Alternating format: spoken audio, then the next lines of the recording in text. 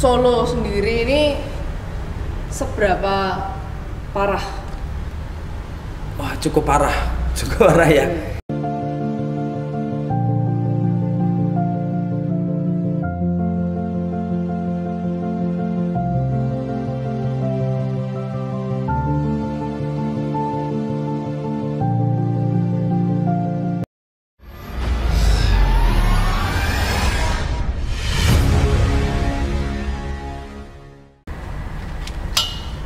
Malam ini saya akan ngobrol serius tapi santai. Ngobrol santai tapi serius, ditemani Mas Gito, Pak Di, sama Mas Yogi. Mas Yogi ini ampuh banget dari Yayasan Anargia Sober House. Kalau anarkianya tuh apa, Mas? Kalau anarkianya itu kalau nggak salah bahasa Sanskerta ya. Oke. Artinya apa ya? Anak atau apa sih? Oh. Iya.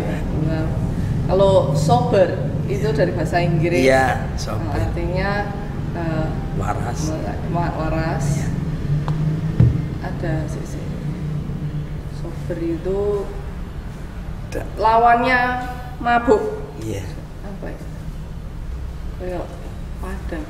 Saya juga ada bahasa Indonesianya yang pas untuk itu. Apa Pak Ferry sebagai guru? Pak, lawan katanya mabuk. Waras. Bisa. Ya. Orang yang tidak mabuk itu sober. House itu rumah atau bisa dibilang ya shelter, tempat berkumpul juga ya. Nah, yayasannya ini berarti bergerak di atau melayani di bidang apa, Mas? Di bidang adiksi ya, Pak. Adiksi. Iya. Ada adiksi, pengerucutannya adiksi apa aja? Lebih yang kita tangani memang dominan semua narkoba ya, pecandu narkoba. Tapi satu kali kami juga menangani masalah kecanduan judi. Itu Bali ya, Tajen. Okay. Tapi setelah kita korek, ternyata apa yang jadi isu dia sama dengan pecandu narkoba gitu. Mereka juga punya masalahnya seperti untuk bagaimana caranya saya hari ini bisa judi gitu. Seperti sama, bagaimana hari ini saya harus pakai drug nih gitu. Ya, sebenarnya ada orang tuh yang bahkan nggak bisa berfungsi kalau tidak minum kopi sehari-harinya. Nah itu berarti kecanduan. Kecanduan tuh bukan yang seheboh-heboh harus ya, pornografi atau minuman keras ya, apalagi zaman sekarang ini yang semua Anda miliki itu sebuah bentuk kecanduan bisa juga. Nah ini sejak tahun berapa ada di Solo dan asalnya dari mana? Ya setahu saya memang awalnya dulu sebelum Sober House itu adalah YBN ya, Yayasan Bali Nurani. Yang dipegang sama para profesional Master of Addict, orang-orang luar negeri? Bukan, enggak sih, orang-orang Indonesia juga gitu. Di Indonesia. Tapi memang seperti founder kita juga seorang orang luar negeri yang punya rumah di tempat kami itu orang Amerika. Beliau juga mantan alkoholik anonimus, dia mantan alkoholik, terus dia memang pemulihan dia sudah sampai mungkin ada hampir 30 tahun ini. Dia memang 30 tahun sober maksudnya? Iya, 30 tahun sober ya. Dia memang hatinya Tuhan gerakkan untuk membantu kawan-kawan. Awalnya seperti itu, Sober House sendiri seperti itu, dia memberikan fasilitas rumah yang untuk membuat kawan-kawan biar komunitas EE maupun NE itu lebih banyak itu. Lalu ada yang saya tahu juga dari pimpinan saya itu yang namanya Bang Evan ya, Bang Evan. Beliau terus memberikan saran bagaimana kalau kita buka yayasan gitu. Yang saya tahu seperti itu sih. Kalau di Solo sendiri yayasan Sober House itu sejak 2015. Tapi sebelumnya ya YBN juga sebelumnya. Ada di Sumber terus pindah di dekat SMA 7. Ganti namanya ini 6 tahunan ini. Iya. Sebelumnya ada Yayasan Bali Nurani. Iya. Sebelumnya di Bali ya kalau di Indonesia. Iya, Bali. Munculnya di Bali dulu. Keren sekali. Jadi counseling adiksi gitu? Iya. Semacamnya adiksi. Iya. Ada layanan kayak rehabnya selain yang counseling ya? Rehabnya sendiri ada nggak? Atau kayak rehabnya ya maksudnya pasiennya harus cari sendiri tapi diberi petunjuk bagaimana untuk rehab gitu? Ya kita menanganinya gini. Klien datang nih, kita tidak tahu kan dia menggunakan berapa lama, terus frekuensinya sering apa enggak kan gitu.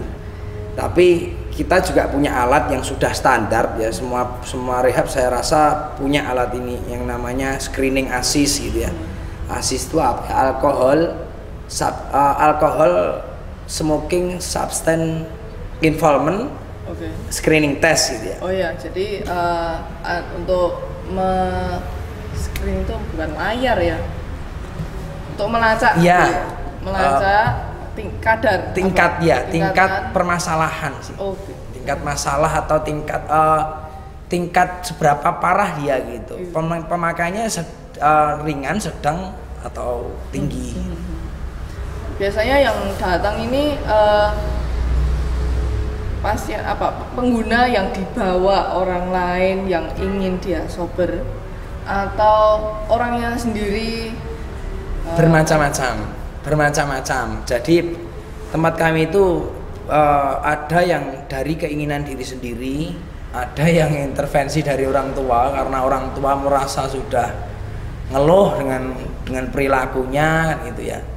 Terus ada juga yang dari intervensi tangkapan polisi.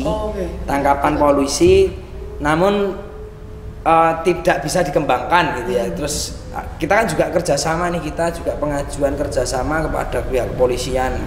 Dalam arti kebanyakan kawan-kawan tuh yang mikirnya gini, kan tempat kami ini kan kerjasama juga dengan Kementerian Sosial.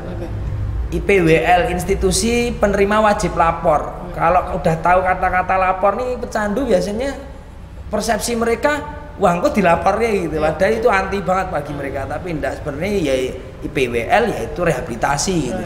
Enggak ada hubungan kita ini nanti ngelaporkan ke kamu ke kepolisian, enggak. Kamu datang ke tempat kami jaga rahasia. Itu sudah menjadi kode etik kami sebagai konselor gitu. Juga dia juga ada niatan berubahnya, niatan untuk sobernya itu jelas dan kuat gitu ya. Iya. Keren sekali. Solo sendiri ini seberapa parah? Wah, cukup parah ya. Kalau mau maaf, jenengan usianya? Saya 38 tahun. Oke. Saya 28. Ya. Untuk yang usia kita usia jenengan berapa? Usia saya berapa? Yang lebih kecil lagi separah apa? Maksudnya dengan strata umur gitu. Umur kita menangani umur ada yang 18 tahun. 18 tahun, 20 tahun. Pasiennya kan dari seluruh Indonesia juga ya sebenarnya open ya. Iya. Tadi udah ngobrol sedikit katanya hanya ada di Bali dan Solo. Iya. Wow. Tapi maksudnya satu yayasan ini cabangnya cuma 2 ini ya. Tapi kalau rehab centers di Indonesia ya udah beberapa ada lah ya. Banyak sekali. Oke, nah tadi kalau yang Solo sendiri dan masyarakat Solo Raya lah ya. Iya. Nanti kalau ada yang pasien dari luar itu jangan dihitung dulu. Ini seberapa parah tingkatannya? Berapa persen atau berapa orang gitu? Data umumnya bukan yang data umum tuh saya juga maksudnya tidak mencatat pendataan sih, cuman setiap tahun tuh kita itu menangani klien itu 20-25 orang. Kita tidak banyak karena kapasitas di fasiliti kami itu cuman 10 orang. Setiap kali periode 3 bulan, setiap kali 3 bulan itu paling 5 orang kita nangani seperti itu. Jadi tidak banyak sih. Nah, tapi kalau jenengan tadi bisa bilang sebenarnya di Solo ini parah tingkat addictionnya macam-macam itu. Saya juga pernah baca sih kayak di berita itu Solo ini youth kepemudaannya tuh kayak berapa persen gitu, ada yang terpapar bahkan belum sampai kecanduan, terpaparnya aja tuh udah lumayan tinggi. Nah ini dengan pernah dengar nggak si data-data ini Solo ini berapa persen dari penduduk? Saya belum pernah dengar. Okay. Jadi mungkin tidak bisa jawab masalah itu berapa banyak orang yang terpapar, tapi saya yakin banyak sekali. Cuman mereka yang mau akses rehabilitasi itu terkadang mereka tidak mau. Takutnya bukan karena rehabilitasinya seperti apa, mereka takut biasanya ketika mau rehab itu takutnya ninggal pekerjaan, alasannya gitu, ninggal anak istri. Bagaimana? Nah, mereka bisa fungsi kalau addicted, kalau kecanduan bisa. Ya justru itu maka bisa ninggal, tapi kan ketika kami kembali kan pertanyaan seperti itu biasanya mereka ya juga mas ya. Iya, dilematik. Nah, itu kan kayak buah si malakama kayak kecanduan, jadi tidak seimbang kehidupannya. Betul. Nah itu kembali tadi ke angka-angkanya ini ya. Yang datang kan jenengan usia 18 tadi ada. Yang 20-an ke 30-an banyak. Lebih banyak lagi. Bukan lebih banyak lagi, maksudnya banyak juga gitu. Umur 20-an ke 30-an juga banyak. Jadi paling banyak dari antara yang 20 ke bawah, 20 ke 30 sama 30 ke atas. Antara 18 ke 30. Iya. Kalau 30 ke 40 juga ada, cuman ya banyak juga sih ya, saya juga kurang memperhatikan sih, maksudnya lebih senior, lebih tua lagi? Ada 44 tahun saya nanganinya. Faktor yang paling dominan alasan orang menjadi kecanduan sesuatu, entah itu substance atau alkohol atau apapun, apa? Kalau yang pasien datang yang jenengan sudah tahu. Alasan mereka menjadi pecandu banyak sekali sih alasan mereka ya. Alasan dan mungkin yang tidak alasan dari mereka yang tidak terpikirkan kan, kadang dari ahli kan bisa melihat ini sebenarnya awalnya dari apa, dari keluarga yang kurang mendukung kah atau apa? Alasan sama faktor kan beda. Kalau alasan dari memang gini, kalau dari program kami belajar biasanya kita juga edukasikan kepada kawan-kawan bahwa adiksi adalah sebuah penyakit. Kan ada beberapa sudut pandang ya. Memang yang saya tahu orang kecanduan ini sudut pandangnya macam-macam, persepsi macam-macam. Dari religi sendiri, karena mereka jauh dari agama, iman mereka lemah, sehingga mereka menjadi pecandu. Dengan pendekatan agama, maka dia akan pulih, sembuh kan gitu ya, dikenalkan dengan nilai-nilainya kan. Itu benar juga gitu ya, itu menurut sudut pandang agama. Ada juga yang sudut pandang secara medis. Nah, kalau secara medis ada yang mengatakan bahwa pecandu ini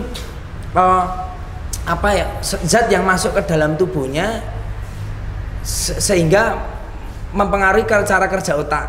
Karena terus diteliti lagi bahwa jenis zatnya yang depresan sama stimulan atau downers dengan uppers gitu kan.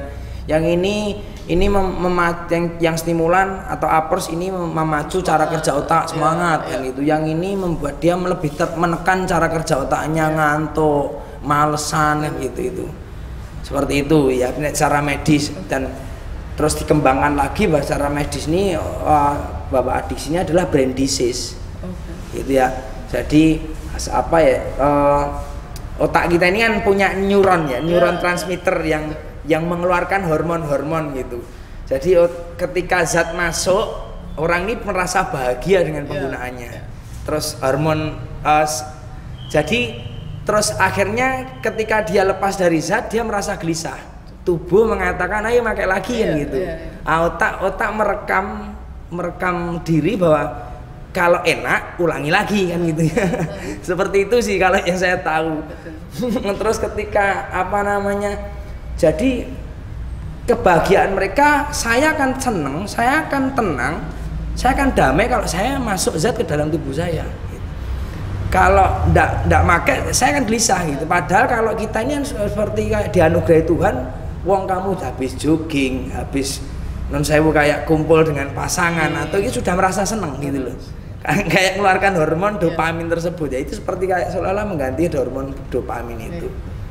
Nah itu sebenarnya kan ya itu ekstrimnya kan sampai penyalahgunaan zat-zat itu tadi. Tapi sehari-harinya ini manusia ini kan ada apa ya namanya enak kan ya diuntal ya. Semua satu addiction itu kan ada nggak harus kayak terlihat ekstrim gitu. Nah mereka ini kenapa untuk sampai apa ya masuk ke penyalahgunaan zat-zat gitu? Ya itu tadi, karena yang dicari pecandu biasanya efek high. Jadi kecanduan ini sifatnya adalah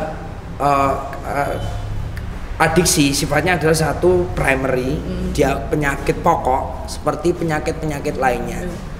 Terus yang kedua adalah sifatnya adalah kronis. Dia tidak bisa sembuh. Bukan tidak bisa sembuh ya, maksudnya gini. Kata-kata sembuh kurang tepat lah, lebih tepatnya pemulihan, recovery kan itu buat kawan-kawan, pemulihan. Karena sewaktu-waktu banyak juga sih dari penelitian mungkin ya kawan-kawan ini udah sembuh, tapi tahu-tahu relapse, kambuh kan gitu. Nah terus juga progresif sifatnya, adiksinya ada progresif, berkembang, bertambah parah. Orang make satu pertama kali dia pakai satu terasa dia merasa kebanyakan sudah enak banget. Tapi masih kosong ya, masih murni gitu. Tapi ketika dia 2, 3 kali, 4 kali mengalami toleransi, setelah itu kalau dia rakondel gitu loh. Iya. Kalian minum obat tuh juga kayak gitu. Rakondel. Sama si Jios penak gitu. Besok oh ya kemarin penak pakai ini pakai lagi tapi kok ora kroso. Iya. Bener sekali. Jadi ada peningkatan dosis. Akhirnya dengan untuk memenuhi peningkatan dosis, uang bersinggungan dengan berkaitan dengan masalah keuangannya. Kalau tidak punya uang ya barang rumah.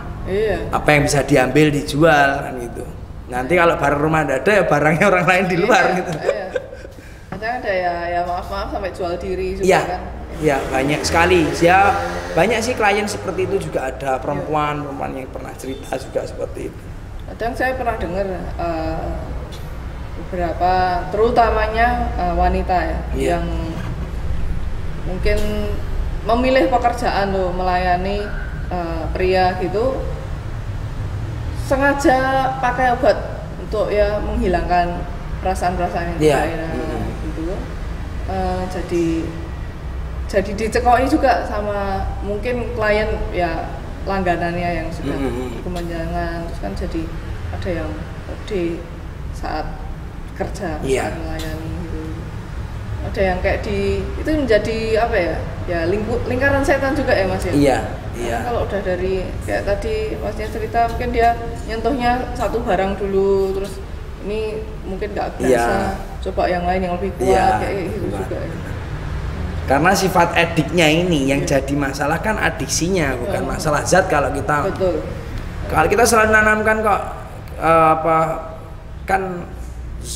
istilahnya narkoba ini kan punya kaki gitu. Kamu yang punya kaki, siapa yang datang? Narkoba datang ke tempat kamu enggak, kamu yang datang ke narkoba. Ini sangat mengingatkan saya sejak usia 15 tahun sudah di luar negeri ya kan, itu bisa dibilang belum usia dewasa. Dan saya sejak di bawah umur legal itu sudah masuk ya klub-klub malam, sudah sama temenan dengan teman-teman kuliahan. Waktu itu kan saya SMA, sudah kuliahan, sudah ya kemana-mana, tapi tidak pernah sedikit pun satu kali pun ditawarin zat-zat yang aneh, ya maksudnya alkohol kan yang dijual di situ kan. Dan tidak pernah saya sampai yang kecanduan, bisa harus minum lagi, nggak pernah. Dan obat-obatan yang terlarang ini tadi itu tidak pernah sedikit pun tuh lewat di telinga atau di mata saya. Kok bisa ya? Ya itu tadi. Kan sangat dekat ya dunia-dunia yang saya. Padahal pengaruhnya lebih ya, maksudnya mudah sekali akses untuk dapat wis cedak, gampang, ramah masalah lah kan gitu ya. Tapi itu tadi, jadi dikatakan penyakit. Ada yang bilang bahwa orang yang dengan penyakit adiksi dengan orang yang tidak memiliki penyakit adiksi itu berbeda. Seperti orang diabetes punya masalah diabetes ya, selain masa insulin pankreas dalam dirinya yang tidak bisa ngatur gula dalam darah kan gitu ya. Tapi sama dengan pecandu ini, orang yang ada adiksi, orang yang punya masalah dengan kecanduan, dia tidak bisa mengendalikan penggunaan drugnya. Tapi kalau yang tidak punya penyakit adiksi, dia bisa mengendalikan penggunaannya. Itu. Brain disease-nya tadi ada di situ juga ya. Ada orang yang mungkin gawan. Iya. Gawan nyandu ya. Ada juga memang. Seperti yang jenengan tadi bilang, saya juga punya teman, kawan-kawan mereka mabuk, oke-oke aja, besok kerja, nggak mabuk lagi nggak masalah. Tapi yang satu ini ada yang kawan juga dia mabuk harus, ya itu tadi satu terlalu banyak 1000 nggak pernah cukup kalau sudah prinsipnya seperti ini. Wow, oke. Jadi lihat ngaca diri Anda sendiri mungkin gue gawan ya. Jangan terlalu feel bad atau kayak aku kok ini itu ya. Iya. Mungkin itu sudah menjadi hikmah dari Allah sih. Iya. Kayak gawan. Ya aduh enggak gitu. Tapi jangan berkecil hati dan maksudnya jangan menanamkan kepada diri ya, maksudnya wah aku enggak bisa sembuh, sorry, maaf, malah bukan apa itu sistem kepercayaan diri yang salah ya, kayak false belief system ya istilah gitu. Bukan salah pola pikir itu, seperti itu. Tapi ya ada juga kawan-kawan yang, nah itulah yang kadang memang adiksi itu kalau sudah nyerang mental emosionalnya, kadang wah lah gimana aku mau lepas sulit banget, terus mendarah daging kata dia gitu. Itu yang salah berpikir yang salah. Buktinya banyak kawan-kawan yang mungkin lebih parah dari kita, mereka bisa lepas, mereka bisa hidup kembali kepada keluarga masyarakatnya. Ini tadi kita ngomongin contoh-contoh yang benar-benar ekstrim ya teman-teman. Ya.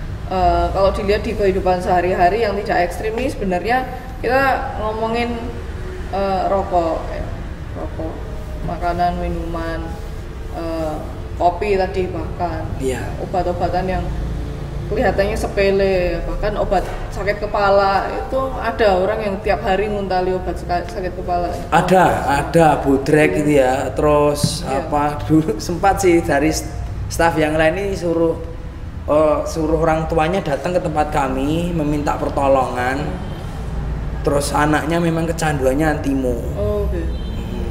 Sampai terus akhirnya staf kami ini datanglah ke tempat rumahnya, dan ternyata anak ini sudah mulai kayak orang gila, non sewu. Dia udah kayak tidak mau mandi sudah 2 minggu. Karena? Ya efeknya kayak gembleng gitu dari kebanyakan atau kebanyakan. Sampai warung-warungnya yang di sekitar kampung itu orang tuanya bilang kalau anaknya cari antimo jangan dikasih. Sebungkusnya yang sudah habis, itu kawan saya, staf saya bilang bungkusnya itu masih dibawa sama dia, padahal udah tidak ada obatnya. Terus akhirnya kita kan ini perlu penanganan medis ya, maksudnya mungkin kalau mungkin biar asesmennya dari medis lah. Kalau mungkin bisa jadi dia ada masalah tentang psikologisnya secara, maksudnya gini, kayak ada orang yang efek dari zat terus schizofren, seperti kayak halusinasi atau delusi gitu.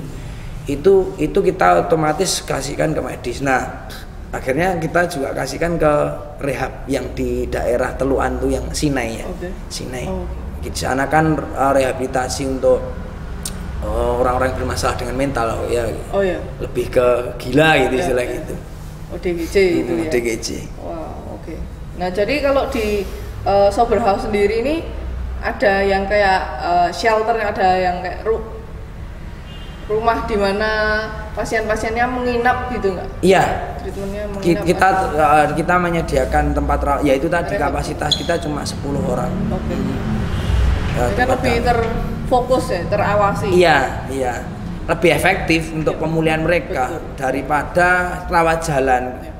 Rawat jalan tuh cuman seminggu sekali 2 kali sesuai kebutuhan juga kita minta. Penek 2 kali sanggup enggak sanggup 1 kali. Itu hanya konseling, edukasi itu kurang ada. Kita kan kalau di luar lah istilahnya pecandu ini kan di luar lebih banyak godaan nih. Dengan alasan mereka kenapa mereka lihat wah di luar godaannya lebih berat mas gitu. Biasanya kan dari teman-temannya.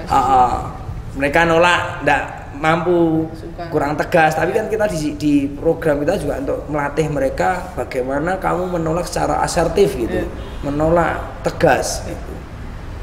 Seperti itu ada mereka.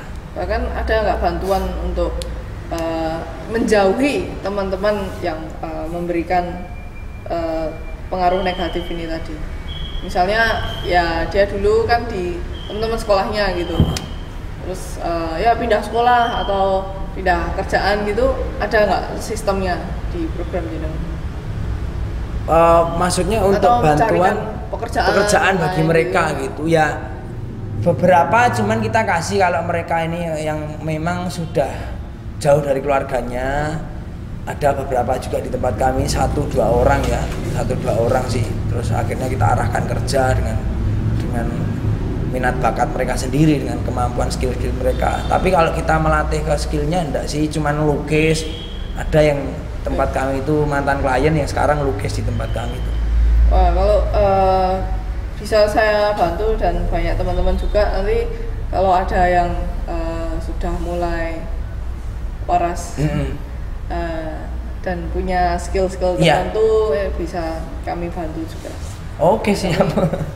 Mau lebih berkontribusi dan merangkul orang-orang yang biasanya kan merasa kayak disingkirkan atau kayak kurang diterima di masyarakat seperti itu. Coba kami rangkul. Pesan-pesannya Mas Yogi kalau untuk pemuda-pemudi yang sudah mulai mengendus-endus zat-zat yang bisa memberi atau menjadi candu. Ya pesan saya kepada kawan-kawan ketika kalian punya kawan yang mereka menggunakan, ambillah langkah yang tepat, maksudnya bukan menjauhi mereka, tapi ketika mereka seperti itu lebih baik enggak kan gitu ya, tegas saja, karena untung dan ruginya kamu sendiri yang akan dapatkan gitu. Tentu dengan orang pecandu pasti akan memiliki masalah yang lebih besar lagi, entah secara hukum, secara hubungan sosial, stigma kan gitu ya. Pastilah gitu, dengan keluarga pun kepercayaan mulai hilang. Untuk diri pun penggunaan drug itu akan membuat kita ini orang yang rendah diri bahkan. Karena memang pengaruh zat-zatnya seperti itu. Tapi kadang ada yang bikin pede loh Mas. Iya, ada sih. Ketika make. Tapi kalau enggak make itu biasanya nggak bisa pede itu kan. Biasanya kayak yang itu pil benzodiazepin ya, jenis alprazolam dan sebagainya dan kawan-kawannya itu, kalau mereka itu make cerewet gitu, wah pede kayak normal. Tapi kalau enggak make dia enggak normal.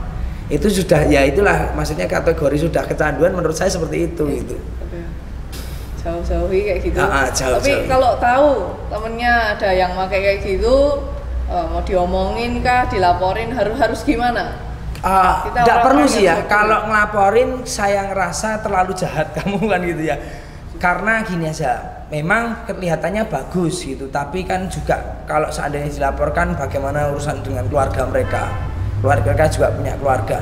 Tapi ajaklah mereka. Sekarang rehabilitasi kan banyak di Solo banyak.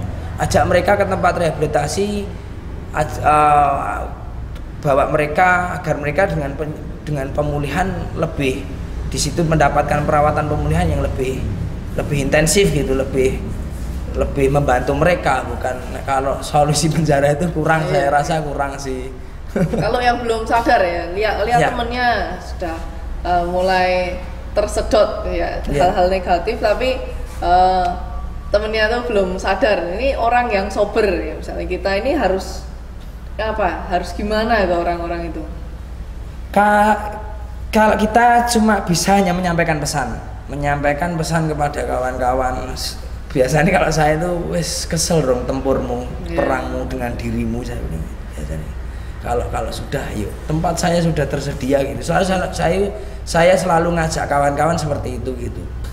Karena kalau mereka masih asik memang nggak gampang sih Mbak ya. Jenenge nek ijik kepenaan gitu digeret kaya ngapa. Betul. Tapi saya selalu menganalogikan kepada kawan-kawan nih, kowe iki wis tiba nyang kalen, tak ulurke tangan, tak bantu kowe wegah, kowe mek seneng dolanan karo istilahnya masih seneng karo peceraianmu gitu. Tapi kamu udah sadar kamu di cemberan istilahnya gitu ya. Bahasa Jawa soalnya. Betul, nggak apa-apa, malah kayangnya di situ. Padahal kita sudah membantu tapi kamu masih asik tidur di gotmu. Agak apa tadi? Agaria, Agasia. Anarkia. Anarkia. Ya. Anarkia Sober House. Di Solo berada di mana alamatnya? Di Jalan Karanglo. Alamatnya di apa namanya? Jalannya Ageng Serang. Oke. RT 04 RW 08 Karanglo. Karanglo. Madigondo, Grogol, Sukoharjo. Oke, masuknya Grogol Sukoharjo. Iya. Bisa ada di Google Map? Ada. Oke, bisa langsung dicari. Kalau di map sih biasanya buka Sober House gitu ya. Jalan Es Parman. Tapi tertuju ke situ. Ya, Sparpani kan sana. Bukan yang tapi yang Sukoharjo. Iya, Sparman Sukoharjo. yang Sukoharjo. Oke. Sober House sudah ada di Google Map, bisa langsung Iya. dicari. Kalau Anda merasa membutuhkan itu bisa langsung ke sana, ataupun mau merekomendasikan teman saudara atau siapapun yang perlu Iya. diajak untuk berkehidupan yang lebih baik dan bermakna, ajak ke sana. Iya. Terima kasih banyak Mas Yogi. Iya, sama-sama, Semoga kami dari Arvesa dan saya pribadi juga bisa lebih merangkul dan membantu teman-teman yang membutuhkan, teman-teman mungkin pasien juga di Iya. Agaria, Anarkia. Anarkia. Sulit ya. Oh, cuma karena nggak biasa. Anarkia Sober Iya. House. Sampai ketemu lagi Mas. Terima kasih ya. Terima kasih sudah dengerin obrolan kami. Semoga ini buat teman-teman muda terutama untuk tidak terpancing dalam kekepoan kalian yaitu Iya. penasaran itu Benar sekali. ada bagusnya, ada nggak bagusnya. Kalau nggak ada keponya sama sekali, kalian nggak berkembang. Kalau terlalu kepo bisa menghancurkan diri kalian sendiri.